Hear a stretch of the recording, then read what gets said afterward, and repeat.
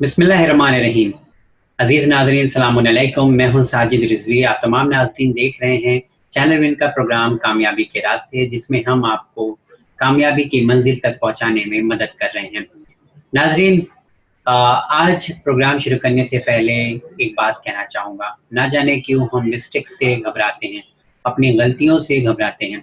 ये जानिए, अगर जिसने कभी कुछ गलती नहीं की है या कोई गलती नहीं करता है, इसका मतलब ये है कि उसने कभी कुछ नई चीज़ें नहीं सीखा है और ना ही वो नई चीज़ सीखने का जज़्बा रखता है।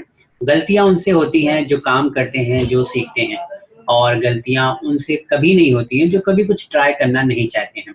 तो गलतियों से हमें घबराना नहीं है। आज हम इस पर भी बात करेंगे। साथ ही साथ हम बात करेंगे ऑनलाइन क्लासेस के बारे में, क्योंकि काफ़ी प्रॉब्लम्स हो रहे हैं। एक नई चीज़ है हम लोगों के लिए, एक नया एक्सपीरियंस है पेरेंट्स के लिए भी और बच्चों के लिए भी। ऐसे में कई चीज़ें निकल कर आती हैं कि ऑनलाइन क्लासेस में काफ़ी इश्यूज़ हो रहा है। इसके बारे में भी आज हम सवाल करेंगे, साथ ही साथ नोटिफ़िकेशंस और आपके जो सवालात आए हैं उसके जवाब हासिल करेंगे। तो आइए सबसे पहले हम मुलाकात करते हैं। हमारे साथ जुड़े हैं जनाब एसएम रज़ा सर। इनके बारे में बता दूँ, फैकल्टी में एसएलएम ब्रांच मुंबई से ताल्लुक़ रखते हैं, करियर काउंसलर हैं, मोटिवेटर हैं, आपके ज़रिए पूछे जाने वाले सवालों का जवाब भी देते हैं। तो आइए सबसे पहले सर से मुलाकात करते हैं। सलामुन अलैकुम सर। वालेकुम अस्सलाम। और तमाम स्टूडेंट, उनके पेरेंट्स और तमाम उनके चाहने वालों को सलाम अलैकुम।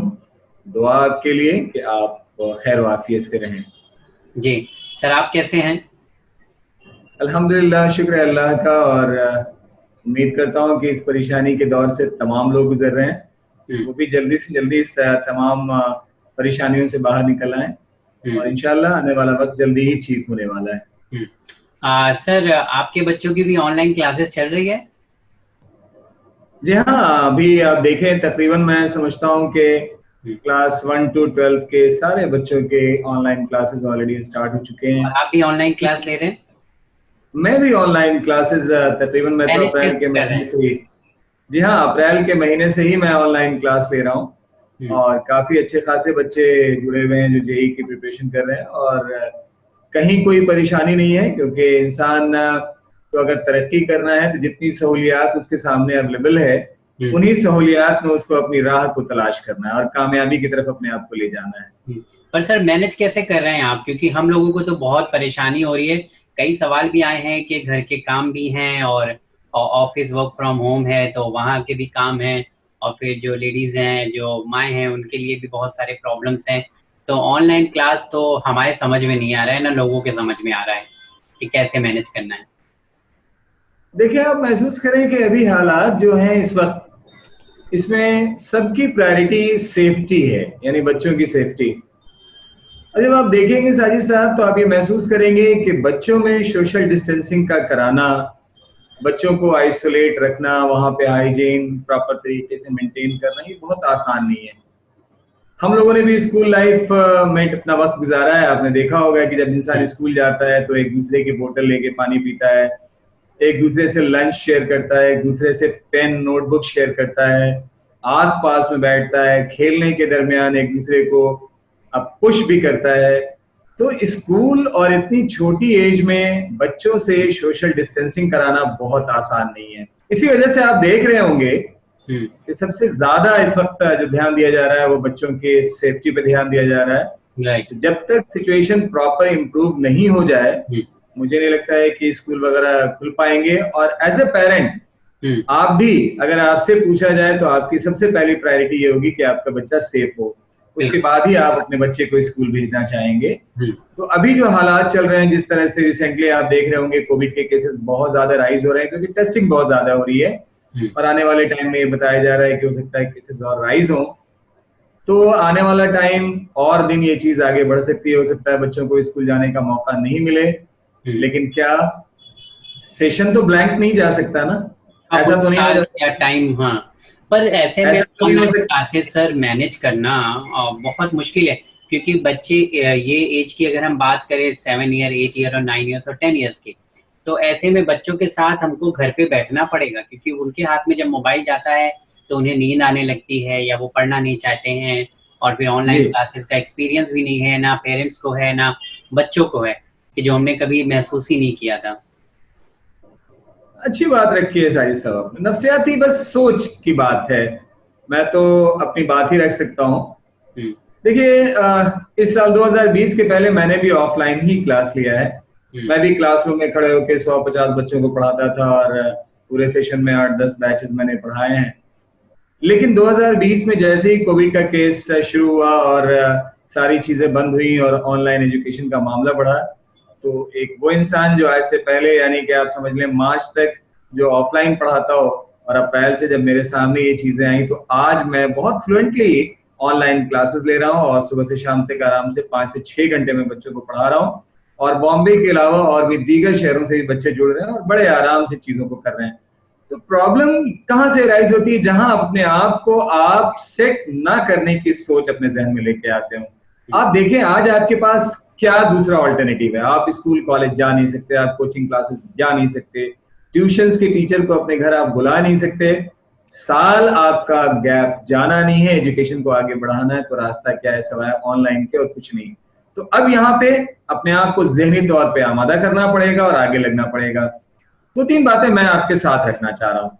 फ्राइडे में मेरे बेटे की क्लास ऑनलाइन चल रही थी, 6 साल उसकी उम्र है, क्लास 1 में है। तो मैं भी उसके साथ बैठा हुआ उसकी क्लास में मैं उसकी हेल्प कर रहा था और मैं देख रहा था कि तकरीबन 40 बच्चे उस क्लास में जुड़े हुए थे और हर बच्चे के साथ उसका पेरेंट जुड़ा हुआ था।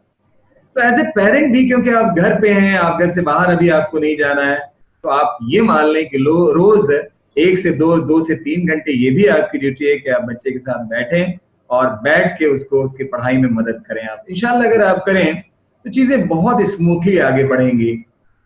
कभी कभी जब आप जिक्र इस चीज का करेंगे और लोगों से बात करेंगे तो एक बड़ा कॉमन सा स्टेटमेंट सामने निकल के आएगा कि ऑफलाइन क्लास का कभी भी ऑनलाइन क्लास प्लेस ले ही नहीं सकता, उसकी जगह ले ही नहीं सकता है। देखिए इस बात से इनकार नहीं है कि ऑफलाइन क्लास में जब टीचर होता है तो टीचर की निगाह बच्चे के बॉडी लैंग्वेज पे होती है और टीचर बच्चे को मोटिवेट भी करता है, उसकी गलतियों को टाइम से देख के उसको इम्प्रूव करने की कोशिश भी करता है, जहां उसको मोटिवेट करना है वहां मोटिवेट भी करता है, जहां उसके साथ सख्ती करना होता है वहां सख्ती भी करने की कोशिश करता है। लेकिन आप महसूस करें कि आज का बच्चा और हम जब इस एज में थे दोनों में फर्क है। आज का बच्चा इलेक्ट्रॉनिक डिवाइसेस से, गैजेट से, टैबलेट से, लैपटॉप से, मोबाइल से जितना ज्यादा इंटरेक्टिव है, हम अपनी एज में इतना ज्यादा नहीं थे। तो हम ये क्यों समझ रहे हैं कि ये सिस्टम हमारे बच्चे के लिए, हम अपने आप को बेस मान के अगर मेजरमेंट करेंगे तो हो सकता है हमको ये लगे कि ऑनलाइन जो है वो ऑफलाइन की जगह नहीं ले सकता है। लेकिन आप महसूस करें कि आपका बच्चा जिस चीज से सबसे ज्यादा रगबत रखता है, जिसके साथ सबसे ज्यादा अटैच रहता है, अगर उसी के जरिए पढ़ने या पढ़ाने का मौका मिल रहा है, हम इसको पॉजिटिव लें, बच्चे के साथ बैठें और कोशिश करें, तो मुझे लगता है कि ये चीज बच्चे को बहुत हेल्प करेगी। और परेशानी की बात मैं नहीं समझता, बस ये है कि एक बार कोशिश करने की जरूरत है, क्योंकि जो पहली बात कहा है फिर इसको रिपीट कर रहा हूं कि अभी हमारे पास ऑनलाइन के अलावा कोई दूसरा ऑप्शन नहीं। ओके, चलिए ये है कि आपने सही कहा कि धीमे धीमे इंशाल्लाह हम सब लोग यूज्ड टू हो जाएंगे कैसे हैंडल करना। हाँ, प्रैक्टिकल तो बहुत डिफिकल्ट है, बैठना भी डिफिकल्ट है, लेकिन वक्त जाते जाते हो सकता है कि शायद हमारे अंदर बदलाव आ जाए और बच्चों के अंदर भी। बहरहाल एक और चीज़ है जो मैं पूछना चाहूँगा कि मिस्टेक से हम बहुत घबराते हैं और जो हमारी गलतियाँ होती हैं उससे हम करना नहीं चाहते हैं। तो आजकल बच्चे जो मिस्टेक्स कर रहे हैं ऑफलाइन मतलब ऑनलाइन क्लासेस में, और साथ ही साथ अगर घर पे भी पढ़ते हैं तो बहुत सारी मिस्टेक्स हो रही है उनसे। तो सब चाहते हैं कि कोई भी गलती होनी नहीं चाहिए, पेरेंट्स भी चाहते हैं और बच्चा भी ये चाहता है। तो मिस्टेक से एक बुरी चीज क्यों मानी जा रही है सर? गलती, पहली बार किसी भी काम को आप करेंगे तो आपसे मिस्टेक होगी, गलती आपसे होगी और शायद सीखेंगे भी उसी से, और गलती से ही इंसान सीखता है। आपको कैसे पता चलेगा कि आपने गलत किया? आई मीन आप में क्या एक्यूरेसी आनी है, ये आपको कैसे पता चलेगा? यही वजह है, आपने देखा होगा कि बच्चे इस चीज की वजह से प्रैक्टिस नहीं कर पाते हैं और प्रैक्टिस परफेक्ट नहीं होने की वजह से उनके अंदर उतना अच्छा ग्रोथ नहीं हो पाता जितना अच्छा ग्रोथ देखने की हो जाती है। अगर कोई गलती होती है तो वो सोचते हैं कि ऐसा नहीं होना चाहिए, इरिटेट हो जाते हैं, गुस्सा आने लगता है गलतियों से। मैं तो छोटा सा एक एग्जांपल दूंगा साहिद साहब। बचपने में हम लोगों ने जब साइकिल चलाना शुरू किया होगा तो पहली बार जब साइकिल चलाया होगा तो गिरे होंगे या नहीं गिरे होंगे, मिस्टेक हुई होगी कि नहीं होगी, गिरे होंगे। लेकिन क्या उस गिरने के बाद हमने साइकिल चलाना ही छोड़ दिया, या उस मिस्टेक से सीखा कि नहीं ऐसे हम गिर गए थे, अब हमको ऐसे नहीं चलाना है। तो अगर ये ज़हन में बात आ गई तो फिर हमने साइकिल चलाना सीख भी लिया। तो छोटी मोटी गलतियां होंगी आपसे, आप इंसान है, ह्यूमन है, आप एररलेस हो ही नहीं सकते, आपसे गलती होगी, ये तय है कि आपसे गलती होगी। पहली बार कोई भी आप काम करेंगे वो 100% एक्यूरेसी के साथ होगी ही नहीं। तो जब पहली बार आप काम करेंगे गलती होगी, लेकिन अक्लमंदी इसी में है कि हम उस गलती को देखें और उसको इंप्रूव करने की कोशिश करें, ताकि सेकंड टाइम जब वो काम हम करें तो वो गलती रिपीट ना हो। तो गलती से ही इंसान सीखता है। हाँ, और अगर हम गलती नहीं करेंगे सर तो हम न्यू चीजें कैसे सीखेंगे, हमारा एक्सपीरियंस कैसे बढ़ेगा, राइट? Absolutely right. और जितने भी साइंटिस्ट मैं आपको बता रहा हूं जिनको नोबेल प्राइज मिलता है, जब आप उनके एक्सपेरिमेंट का ईयर देखेंगे तो एक पर्टिकुलर चीज पे एक एक साइंटिस्ट 15 से 20-20 साल लैब में एक्सपेरिमेंट करता रहता है। इसका मतलब यह है कि 15 साल के बाद अगर वो किसी एक्सपेरिमेंट में जाके कामयाब हो रहा है तो इसका मतलब लगातार 14.5 या पौने 15 साल तक वो अनसक्सेसफुल रहा है। और आप सोचे कि जब नोबेल लॉरिएट्स की ये हालत है तो एक आम इंसान गलती करता है तो क्या दिक्कत है, गलती तो होगी, लेकिन गलती होने के बाद हमें एनालिसिस करना है कि हमने गलती कहाँ की और नेक्स्ट टाइम उस गलती को रिपीट नहीं करना है। यही चीज इंसान को तरक्की के रास्ते पर ले जाती है। बिल्कुल। सर एक और सवाल है, हम लोग ने आईसीएसई के बारे में तो किया ही था कि 10th और 12th का जो जजमेंट आया था सुप्रीम कोर्ट का, वो भी आपने बता दिया था लोगों को, बच्चों को। अब हम पूछना चाह रहे हैं जेईई मेंस के बारे में भी कश्मकश है, लोग सोच रहे हैं कि अब आगे क्या होगा, तो इसके बारे में कुछ इन्फॉर्मेशन आई है निकल कर जो आप बताना चाहेंगे? एक बहुत ही इम्पॉर्टेंट यहाँ पे मैं अनाउंसमेंट करना चाहता हूँ। JEE Mains, IIT JEE advance and NEET examination जो जुलाई के महीने में होना था, अभी की सूरत हाल देखते हुए एनटीए ने इस एग्जामिनेशन को एक्सटेंड किया है। इन तीनों एग्जामिनेशन की नई डेट आ चुकी है। जेईई मेंस अब जो जुलाई में होना था, जुलाई की जगह पर 1 सितंबर टू 6 सितंबर ऑनलाइन ये एग्जामिनेशन होगा। 1 सितंबर टू 6 सितंबर JEE Mains. IIT JEE advance का एग्जामिनेशन ये भी ऑनलाइन होगा एग्जामिनेशन, और इसकी भी नई डेट आ चुकी है। अब ये 27 सितंबर में ये एग्जामिनेशन होगा। और बहुत सारे बच्चों ने नीट का फॉर्म फिल किया होगा।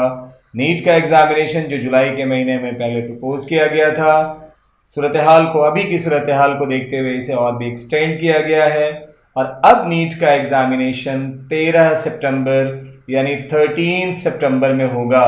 दोबारा मैं आपको बताना चाहूँगा, जेईई मेंस 1 सितंबर टू 6 सितंबर, आईआईटी जेईई एडवांस 27 सितंबर एंड नीट का एग्जामिनेशन अब 13 सितंबर में होगा। सर इसी के साथ मैं बढ़ना चाहूँगा जो व्यूअर्स के सवाल हैं। तो पहला सवाल जो आया था, इससे पहले भी उन्होंने किया था कि 6 to 12th क्लास का जो एनसीईआरटी का सिलेबस है उसके बारे में किया था। अब इन्होंने किया है सवाल कि 6 स्टैंडर्ड से लेके 12th स्टैंडर्ड तक जो एनसीईआरटी की बुक है उसे वो कैसे कंपाइल कर सकती हैं और कैसे पढ़ाई कर सकती हैं जो बहुत फास्ट हो और सारी चीज़ें उसके अंदर आ जाएं, और कोई टेक्निक भी अगर आपके पास हो बताने के लिए तो वो भी आप बताएं सर। बहुत बहुत शुक्रिया कि आपने दोबारा से सवाल फिर से भेजा है। और यही सब सारी चीजें हैं जो हम लोगों को बड़ी हिम्मत देती हैं कि लोग लगातार प्रोग्राम के साथ जुड़े हुए हैं और बड़े अच्छे आपके सवालात आते हैं और इन सवालात की वजह से दूसरों के भी बहुत सारे डाउट्स क्लियर हो जाते हैं। देखिए, यूपीएससी सिविल सर्विसेज के बारे में जैसे आप किसी से भी जब जिक्र करेंगे तो वो एनसीईआरटी की किताब 6 to 12 तक की जरूर आपको बताएगा कि पहले आप उसको पढ़ें।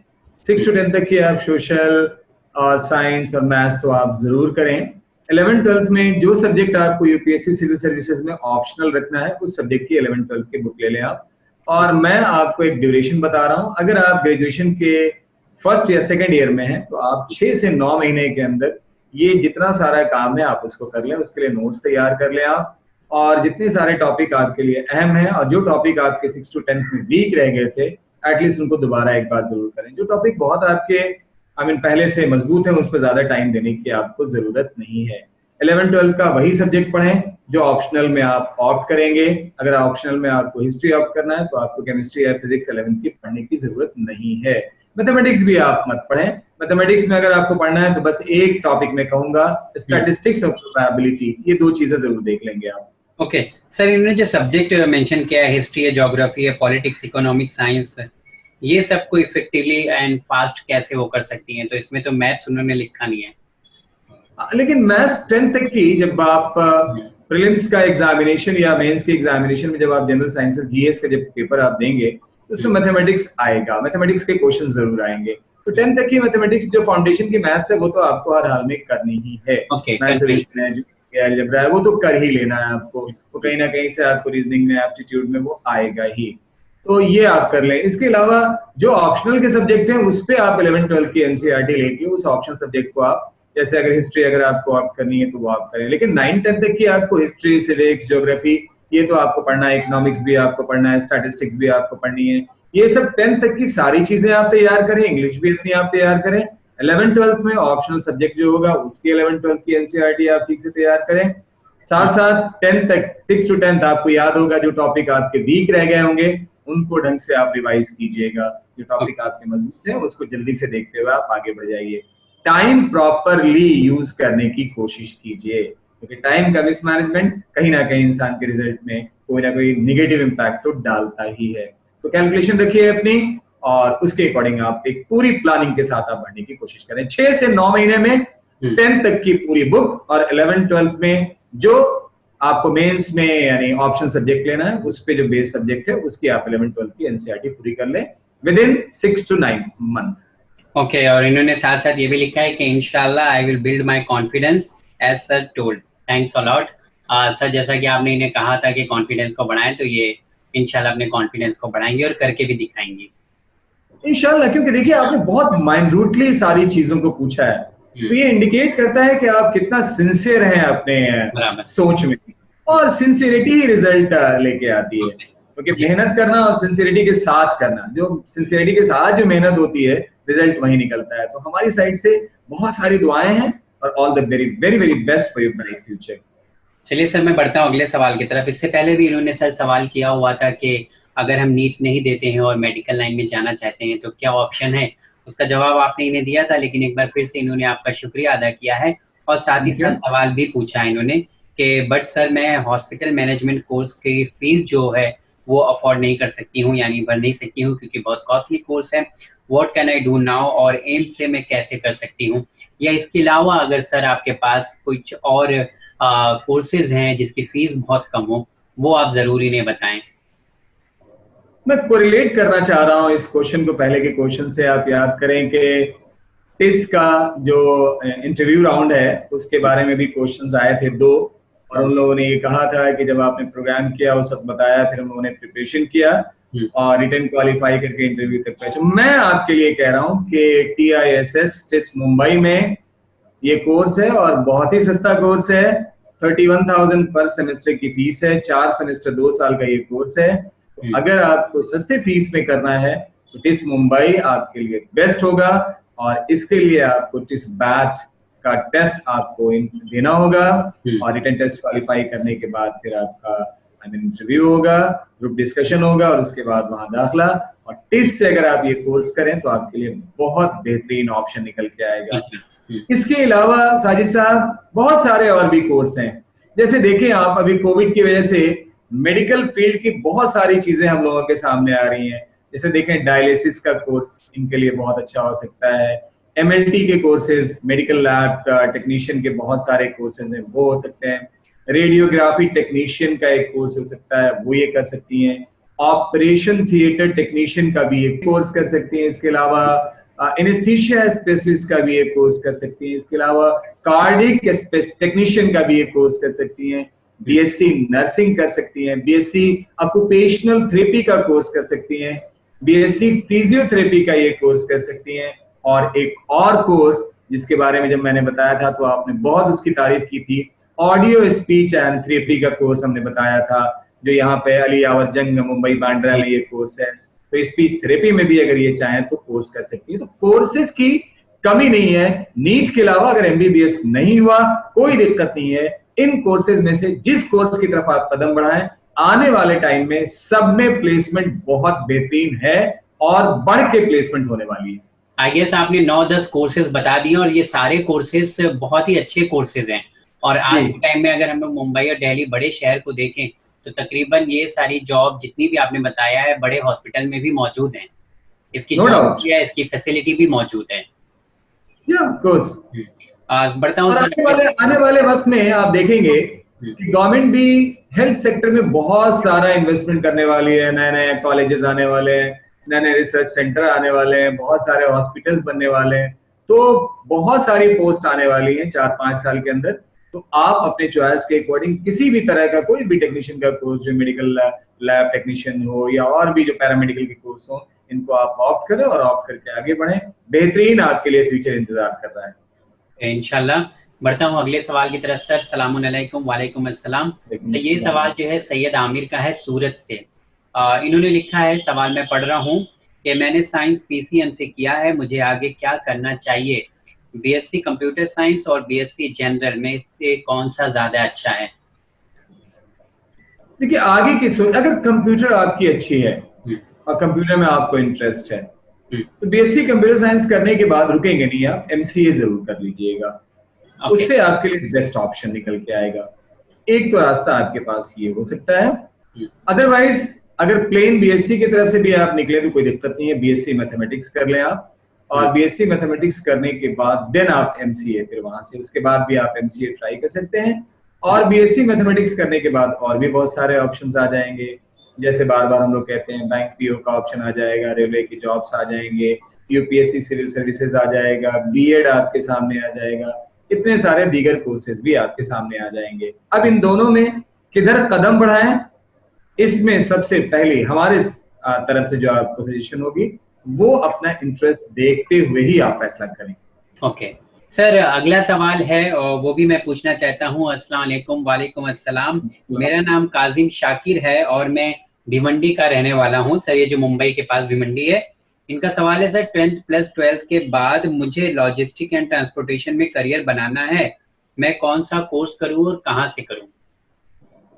बेहतरीन, टिस मुंबई से आप B Voc in logistic management आप ज्वाइन करें। सबसे बेहतरीन आपके लिए कोर्स होगा। 12th के बाद एंट्रेंस एग्जामिनेशन है, एग्जामिनेशन फेस करें, और अगर आप टिस से ये कोर्स करेंगे तो प्लेसमेंट के बारे में आपको जरा भी सोचने की जरूरत नहीं पड़ेगी। एक बार टिस की साइट पे, TISS की साइट पे आप जाएं और सारी इंफॉर्मेशन है। और मुंबई में बहुत सारे वोकेशनल स्टडीज के सेंटर हैं जहां से बी वॉक का आप लॉजिस्टिक एंड ट्रांसपोर्टेशन में 3 साल का कोर्स कर सकते हैं और उसके बाद एम वॉक कर सकते हैं। और दूसरा रास्ता ये हो सकता है कि सिंपल इसके बाद आप ग्रेजुएशन कर लें और उसके बाद लॉजिस्टिक मैनेजमेंट आप करके और फिर अपने करियर को आगे बढ़ाएं। सर, ये दोनों एक ही चीज है, लॉजिस्टिक एंड ट्रांसपोर्टेशन, मतलब ये कोर्स साथ में ही होता है या अलग अलग भी कर सकते हैं हम? कहीं कहीं जब कोर्सेज आप देखेंगे तो ये कंबाइंड आपको मिलेगा, और कहीं कहीं लॉजिस्टिक एंड चेन में अलग मैनेजमेंट है और ट्रांसपोर्टेशन में एक अलग का कोर्स है। लेकिन जनरली आप बी वॉक का जब प्रोग्राम देखेंगे तो उसमें ज्यादातर आपको लॉजिस्टिक के साथ ट्रांसपोर्टेशन अटैच ही मिलेगा। ओके जी, तो मतलब एक कोर्स से मतलब 2 फील्ड में हम जा सकते हैं। राइट। लॉजिस्टिक में भी जा सकते हैं प्लस ट्रांसपोर्टेशन में भी जा सकते हैं। No doubt. और ये दोनों चीजें एक दूसरे से लगाव रखती हैं। फीस भी बहुत ज्यादा है या कम है? देखिए, बी वॉक अगर आप टिस से करते हैं तो अभी मैंने मैनेजमेंट का याद कीजिए, अभी मैंने MHA जो आपको बताया, हॉस्पिटल मैनेजमेंट का जो कोर्स बताया, उसकी सालाना फीस अगर 60,000 है तो बी वॉक की कोर्स की फीस आप बताएं कहाँ होगी? 20 या 30,000 से पर ईयर ज्यादा कोर्स की फीस नहीं होगी। कोर्स हमेशा गवर्नमेंट कॉलेज से जब भी आप करेंगे तो बहुत सस्ता ही मिलेगा आपको, फीस काफी लो होगी। हाँ, प्राइवेट कॉलेजेस में डेफिनेटली थोड़ी सी फीस ज्यादा होती है। जब भी कोई कोर्स करें तो हमेशा ट्राई करें कि स्टेट गवर्नमेंट या सेंट्रल गवर्नमेंट का कोई इंस्टीट्यूशन हो या TISS जैसा कोई इंस्टीट्यूट हो, वहां हमेशा कोर्स की फीस बहुत नॉमिनल, बहुत कम होती है। सर, जाते जाते एक और सवाल करना चाहूंगा कि लॉकडाउन में बहुत सारी चीजों पे सवाल उठ रहा है। अभी एक और सवाल जहन में ये आ रहा है कि जो न्यू एडमिशन है, फॉर एग्जांपल BA में एडमिशन लेना है, BSc में एडमिशन लेना है या कोई इंस्टीट्यूट में एडमिशन लेना है, इन सब के बारे में क्या कुछ अभी तक फैसला आया है? कुछ बता सकते हैं आप कि अगर एडमिशन लेना है तो क्या प्रोसीजर है उसका? बहुत अच्छी इन्फॉर्मेशन यहाँ से हम लोग पेरेंट्स को पहुंचा रहे हैं, आप हमेशा अटेंटिव रहें। 15 जुलाई तक जैसे बताया गया है कि CBSE 10-12 का रिजल्ट, उसी के आसपास सारे स्टेट बोर्ड के रिजल्ट भी आ जाएंगे, क्योंकि सुप्रीम कोर्ट ने सेंट्रल गवर्नमेंट को ये डायरेक्शन दिया था कि सारे स्टेट गवर्नमेंट को ये कहा जाए कि वो भी अपने यहाँ के बोर्ड्स के 10th और 12th के रिजल्ट शाये कर दें। तो 15 जुलाई तक जैसे ही सारे रिजल्ट आ जाएंगे उसके बाद नोटिफिकेशन आनी शुरू हो जाएगी और सारा एडमिशन ऑनलाइन होगा। तो आप अपने आप को अभी से तैयार करना शुरू कर दें। एडमिशन जरूर होगा, सेशन जरूर आगे बढ़ेगा, ब्लैंक नहीं जाएगा सेशन। आपको अपने आप को तैयार रखना है, इंफॉर्मेशन लेते रहना है और जैसे ही 15 जुलाई के बाद इंशाल्लाह रिजल्ट आएगा तो रिजल्ट भी यहाँ से हम लोग जरूर आपको इन्फॉर्म करेंगे, सीबीएसई, आईसीएसई और दीगर स्टेट बोर्ड के। और साथ साथ ये भी बताएंगे कि हर जगह 12th के बाद कब कॉलेज में एडमिशंस और इसके अलावा प्रोफेशनल जो कोर्सेज हैं उनके भी एडमिशंस की नोटिफिकेशन कब आएगी और उस एडमिशन को लेने का तरीका क्या होगा। आप अपने आप को ऑनलाइन के लिए अभी से तैयार रखें। और यहाँ पे एक और मैं एडिशनल जानकारी रखना चाह रहा हूँ, जो लोग ओपन स्कूल से बोर्ड्स का एग्जाम देते हैं, जो बोर्ड के एग्जाम की डेट ओपन स्कूल की आई थी जुलाई में, वो एक बार फिर से एक्सटेंड हो गई है और फर्दर अभी कोई रिसेंट इंफॉर्मेशन उसके बारे में नहीं है। तो जो आपके एग्जाम होने वाले थे ओपन स्कूल के वो अभी टल गए हैं और जब भी ओपन स्कूल यानी NOIS का जब भी नया डेट आएगा, नई एग्जामिनेशन की डेट आएगी, इंशाल्लाह यहाँ से हम लोग आपको जरूर इन्फॉर्म करेंगे। ओके सर, बहुत बहुत शुक्रिया। आप हर हफ्ते हमारे साथ जुड़े हैं और बच्चों के सवाल के जवाब भी दे रहे हैं और ऑनलाइन में जैसे वो डीमोटिवेट हो जाते हैं तो उनका आप हौसला बुलंद कर रहे हैं और कई इन्फॉर्मेशन आप दे रहे हैं। सर आपका बहुत बहुत शुक्रिया कि अच्छा काम है, आप हमारे साथ जुड़े हुए हैं, लोगों को मदद कर रहे हैं एक तरह से। खुशकिस्मती है हमारी कि अल्लाह ने इस लायक बनाया है और आप तमाम लोगों के मैं काम आ पा रहा हूँ, बल्कि कुछ भी नहीं है, एक जर्रे बराबर भी मैं कोई मेहनत नहीं कर पा रहा हूँ।